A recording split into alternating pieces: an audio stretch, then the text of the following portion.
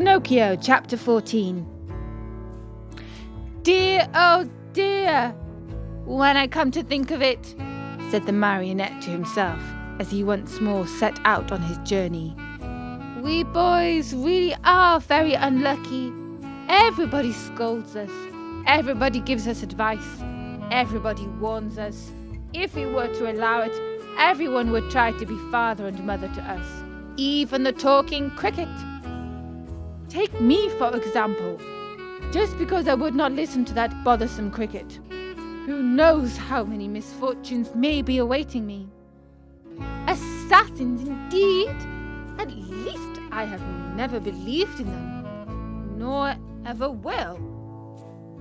To speak sensibly, I think assassins have been invented by fathers and mothers to frighten children who want to run away at night. And then, even if I were to meet them on the road, what matter? I'll just run up to them and say, well, signori, what do you want? Remember that you can't fool with me. Run along and mind your business. At such a speed, I can almost see those poor fellows running like the wind. But in any case, they don't run away. I can always run myself.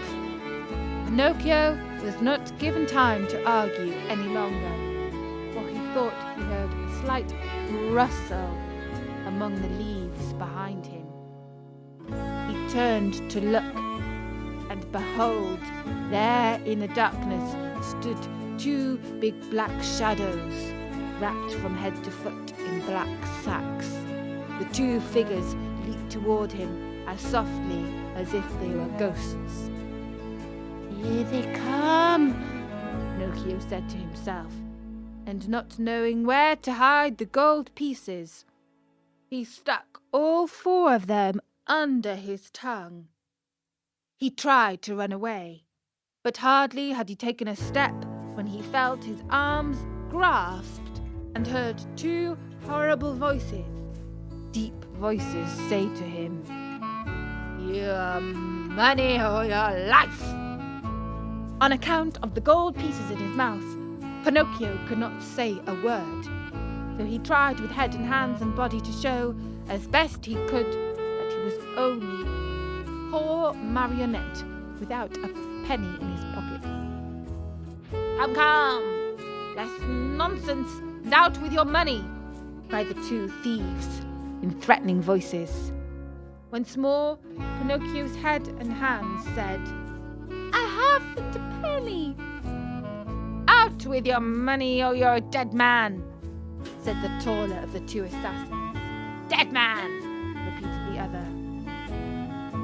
And after having killed you, we will kill your father also. Your father also.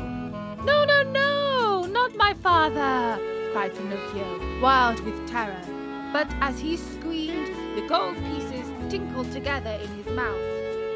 Ah, you rascal, so that's the game. You have the money hidden under your tongue. Out with it. But Pinocchio was as stubborn as ever. Are you deaf? Wait, young man, we'll get it from you in a twinkling. One of them grabbed the Marionette by the nose and the other by the chin, and they pulled him unmercifully from side to side in order to make his mouth open. All was of no use. The Marionette's lips might have been nailed together, they would not open. In desperation, the smaller of the two assassins pulled out a long knife from his pocket and tried to pry Pinocchio's mouth open with it. Quick as a flash, the Marionette sank his teeth deep into the assassin's hand, bit it off, and spat it out. Fancy his surprise when he saw that it was not a hand, but a cat's paw. Encouraged by this first victory, he freed himself from the claws of his assassin. Leaping over the bushes along the road, ran swiftly across the fields. His pursuers were after him at once, like two dogs chasing a hare. After running 7 miles or so, Pinocchio was well nigh exhausted. Seeing himself lost, He climbed up a giant pine tree and sat there to see what he could see. The assassins tried to climb also, but they slipped and fell. Far from giving up the chase, this only spurred them on. They gathered a bundle of wood, piled it up at the front of the pine, and set fire to it. In a twinkling, the tree began to sputter and burn like a candle blowing in the wind. Pinocchio saw the flames climb higher and higher. Not wishing to end his days as a roasted marionette, he jumped quickly to the ground, and off he went, the assassins close to him as before. Dawn was breaking, without any warning whatsoever. Pinocchio found his path barred by a deep pool full of water, the colour of muddy coffee. What was there to do? With a 1, 2, 3, he jumped clear across it. The assassins jumped also, but not having measured their distance, well, splash! They fell right into the middle of the pool.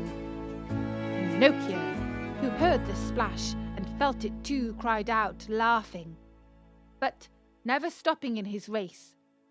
"A pleasant bath to you, signore!" He thought they must surely be drowned, and turned his head to see. But there were the two sombre figures, still following him, though their black sacks were drenched and dripping with water. And that was chapter 14 of Pinocchio. Poor Pinocchio is still being chased by the assassins. Can he possibly escape them? Let's see if he can in the next chapter of Pinocchio on storynori.com.